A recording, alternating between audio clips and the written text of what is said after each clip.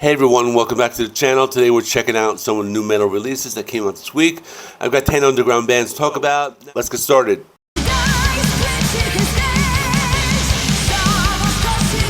First up is Leatherwitch with their debut album, First Spell. This project was created by Marta Gabriel after the end of her longtime band, Crystal Viper, in late 2025. If you follow Crystal Viper over the years, you'll probably recognize a lot of the same spirit here. The difference is that Leatherwitch goes even deeper into classic heavy metal territory.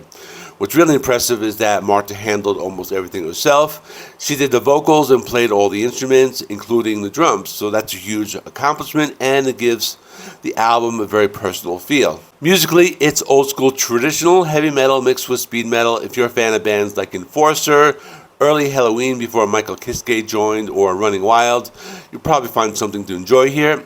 The guitars are the main attraction. The riffs are sharp, fast, and full of energy. The album doesn't sound like it's trying too hard to copy the 1980s. Instead, it captures the excitement and raw power that made those classic albums so much fun in the first place. Songs like Heroes and the Dice and Beast Inside start with atmospheric intros before launching into high-speed metal attacks. Bound by the Night slows things down a little bit with more traditional marching rhythm. Standout track for me is The New Beginning. At over 7 minutes long, it gives the album room to breathe. The song mixes the epic feeling of Dio, the melodic power of Iron Maiden, and even a little of the modern energy you might hear from Unleash the Archers. The album closes with In the Middle of the Night, which leans into a lighter, more upbeat style that almost feels like classic hair metal. Overall, First Spell is a very strong debut. It doesn't reinvent heavy metal, and it doesn't need to. It only delivers exactly what fans are looking for. So my final score for this one will be an 8 out of 10.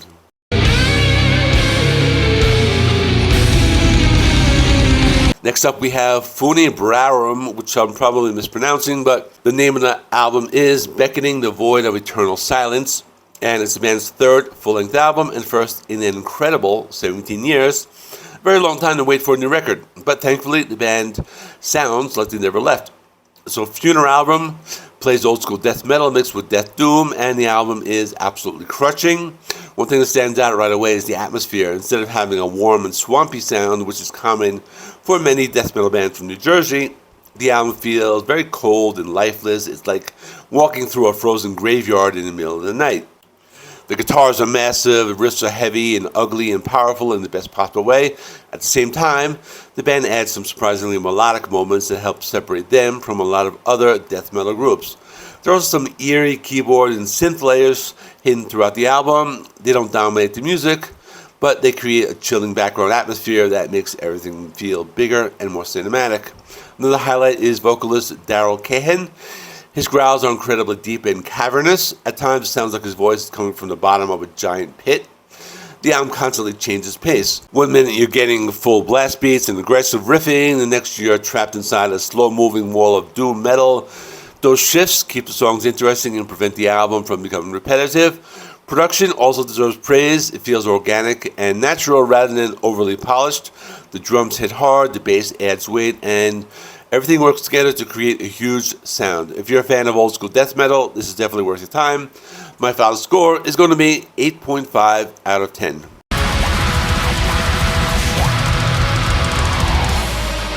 Moving on, we have Hecate Enthroned and their new album, The Corpse of a Titan, a Lament Long Buried. Hecate Enthroned have been around for decades, and this release marks their return after 7 years without a new studio album. One thing I really appreciate about this record is its focus on ancient British mythology and Welsh folklore. A lot of extreme metal bands use occult themes, but Hecate Enthroned takes a different approach and builds a much more detailed story around historical legends and forgotten traditions. Musically, it's symphonic black metal, but it's handled very well. Many symphonic black metal bands eventually become so focused on the orchestral elements that the black metal side gets pushed into the background. That doesn't happen here. The keyboards and orchestral arrangements add atmosphere and drama, but the guitars still have that sharp, aggressive black metal edge. The production is modern and clear, yet the band manages to keep some of the raw intensity that fans of classic black metal appreciate. Joe Stamps delivers an impressive vocal performance throughout the album. He switches between death growls, harsh black metal streaks, and spoken word passages. And he does all these vocals depending on what the song needs. The album also knows when to slow things down. Acoustic guitar sections, piano passages, and ambient moments give listeners a chance to catch their breath before the next wave of intensity arrives. If you're a fan of symphonic black metal bands like Dimmu Borgir, but wish they had held on to more of that raw black metal roots, the album could be exactly what you're looking for, and my final score will be 8 out of 10.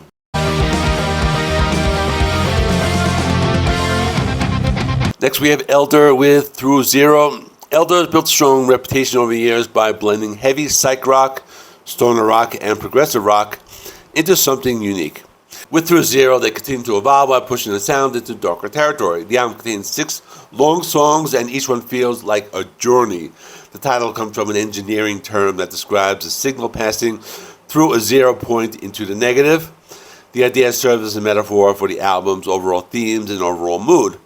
Compared to some of Erdve's previous releases, Through Zero feels colder, heavier, and more introspective. One of the biggest changes is the role of the keyboards and synthesizers. Instead of simply adding background texture, they often drive the songs forward. Several tracks begin with hypnotic keyboard melodies before massive guitar riffs crash into the mix. Rhythm sections also outstanding. The bass and drums look together perfectly, create a groove, pulls you deeper into the music. What I really enjoy about this album is how naturally everything flows. Rather than relying on sudden changes, the songs gradually transform from quiet and atmospheric passages into towering walls of sound. Highlights include Capture Release, which starts with a retro synth groove before unleashing onto one of the heaviest riffs of the record. The title track Through Zero combines beautiful vocal melodies with an epic progressive rock atmosphere. Meanwhile, Sight Unseen delivers some of the heaviest stoner riffs the band has ever recorded. Not an album designed for quick listening. It asks for your attention, but if you give it your attention, there's a lot to discover, and my final score will be 8 out of 10.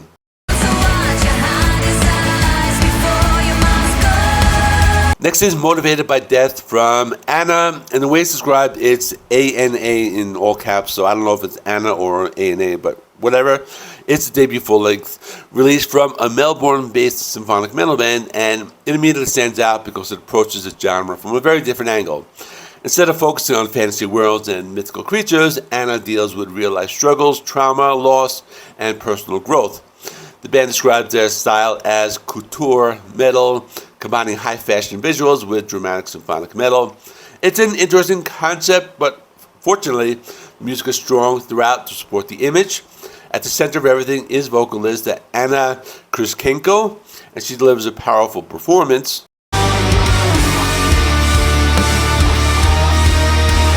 She's able to move between softer emotional moments and huge theatrical passages with ease. Her voice gives the songs both strength and vulnerability. The music itself thrives on contrast. Heavy guitar riffs can suddenly give way to orchestral sections, and moments of aggression are often followed by emotional reflection. One of the standout songs is Hate Me, which combines a modern metal aggression with a memorable melodic hook. Another highlight, Shadow of Life, a fast-paced track that explores mortality from a thoughtful and surprisingly uplifting perspective. The emotional centerpiece of the album is Papa, a song that begins quietly with acoustic guitar before building into a sweeping symphonic epic. Knowing it was inspired by Kryschenko's father's struggle with alcoholism, it gives the song a very more emotional weight. The album closes with a symphonic cover of System of a Down's Aerials. It's an ambitious choice, and the band successfully transforms the song into something that fits their own style. For a debut album, Motivated by Death is a very impressive statement. Anna brings strong musicianship, powerful songwriting, and an emotional honesty that helps them stand apart from many other symphonic metal bands. Final score, 8.5 out of 10. Okay, I'm at the halfway point. We're going into the second half of the list, and we're going to be moving through a lot of different styles here. Some experimental sludge, post-metal, traditional heavy metal, black and thrash, stoner doom, black and death metal, and some ridiculous slam brutality. So let's jump back in.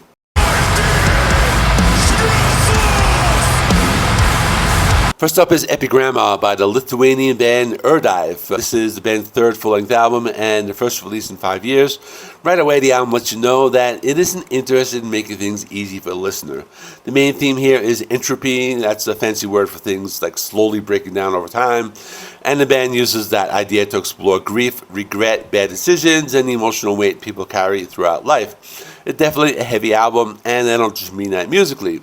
The sound combines post-metal, sludge metal, hardcore, and some experimental elements. Instead of going for long, drawn-out songs that slowly build, Erdve packs a lot of tension into shorter bursts. One thing I noticed was how unpredictable the songs can be. A track might begin with a strange guitar texture, almost sounds like a warning siren, before suddenly exploding into crushing riffs and chaotic breakdowns. The atmosphere is dense and suffocating. It's the kind of album that demands full attention. If you put it on as background music, you're probably going to miss a lot of what makes it interesting. And I also respect the fact that the band handled everything themselves. They wrote it, recorded it, mixed it, and mastered it, and even helped design the visuals. That's a huge amount of work and shows how committed they are to their artistic vision. That said, it's probably the toughest listen for me this week. I can appreciate what they're doing, but it wasn't an album that connected with me strongly as some of the others. For me, it's going to be a 7 out of 10. But this might be a case with the Devin Townsend album. I might need to listen to it like multiple times before I click. So I'll just give it a 7 out of 10 for now.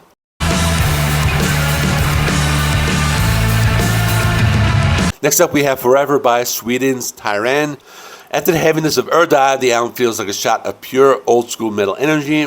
Tyrann is made up of musicians who worked with bands like Tribulation and Enforcer, and you can hear that experience throughout the record. What I like about this album is that it doesn't try to sound modern. Instead, it goes straight back to the late 70s and early 80s. It's gritty, street-level heavy metal with big hooks, catchy choruses, and a lot of attitude. Guitars drive everything forward with punchy riffs and classic galloping rhythms.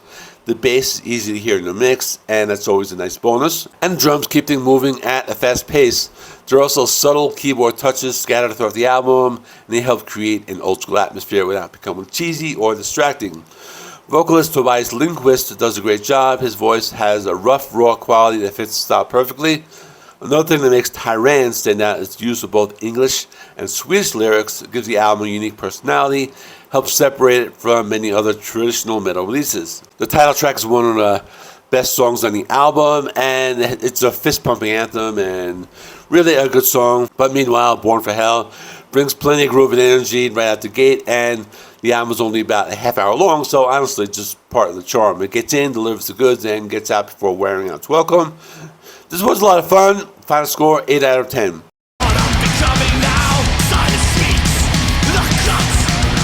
Moving on, we have Forever Feared by Eternal Evil. If you're a fan of fast, aggressive thrash metal, this album should definitely be on your radar. Eternal Evil takes inspiration from classic thrash legends like Slayer, Creator, Exodus, and Destruction, but they don't stop there. The band also mixes in blackened melodies, traditional heavy metal influences, and even some symphonic touches. The result is an album that feels both familiar and fresh at the same time.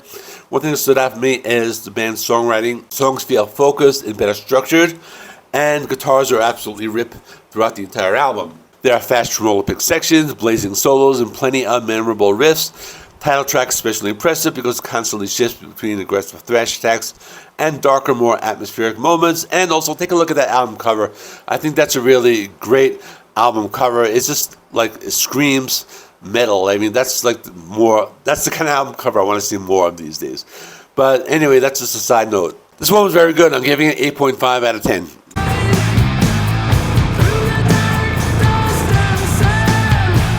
Now let's talk about Neverending by Monolord. Has been one of the biggest names in modern stoner doom for years, and the album shows a different side of the band. While their trademark fuzz-heavy sound is still there, this one is a little more personal and reflective. Instead of focusing on cosmic themes and fantasy ideas, the band turns inward and explores aging and mortality and personal struggles.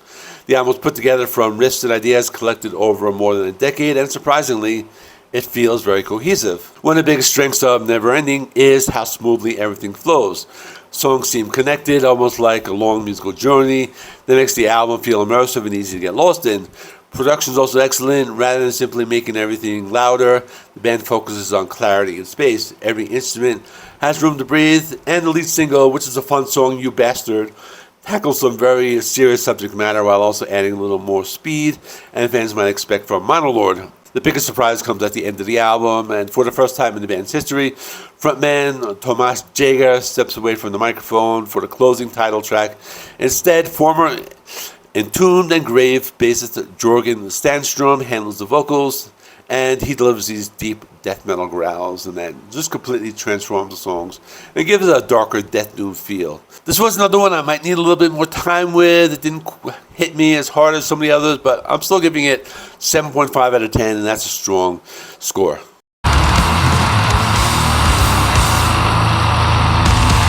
And now we arrive at my favorite album of the week, Lifeforce, Omnibound by Sarcasm. This album completely blew me away. Sarcasm has always operated somewhere between death metal and black metal, but on this release, they really seem to have found their own identity. The music is aggressive, technical, atmospheric, and incredibly well written. The opening track, Essence of Existence, comes flying out the speakers with pure intensity. It's a fast and direct introduction that immediately grabs your attention, but after that, the album becomes much more complex. Most of the songs stretch past 5 minutes and constantly evolve as they move forward. You hear tempo changes, intricate guitar work, melodic hooks, and plenty of unexpected twists. Despite all that complexity, the songs never feel confusing. Everything flows naturally. Production is fantastic as well. The mix is clear enough to hear all the details, but it never loses the raw aggression that extreme metal needs. For me, this was the standout release of the entire week. I just liked it. I think they just did everything right, and my final score is going to be a 9 out of 10.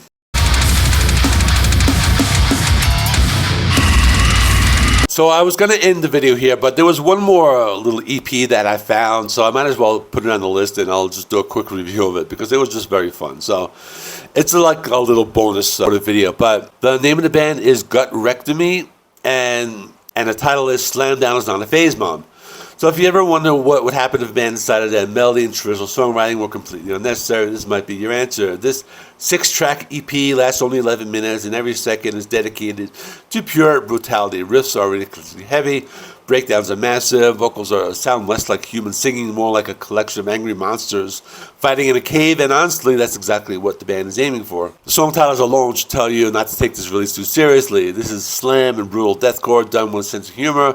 It's fast, stupid, heavy fun, and will it appeal to everyone? Probably not, but if you're a fan of slam metal, and you'll have a great time with it.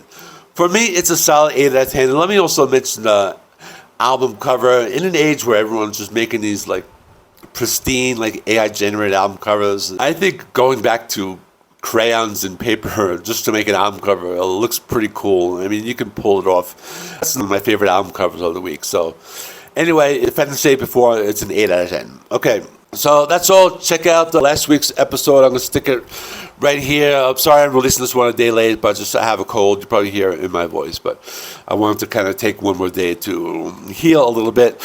But thanks for watching. Please like the video. It helps me with the YouTube algorithm. Please subscribe if you're not already. I do rock and metal reviews, rankings, and more. And thanks for watching. See you in the next one.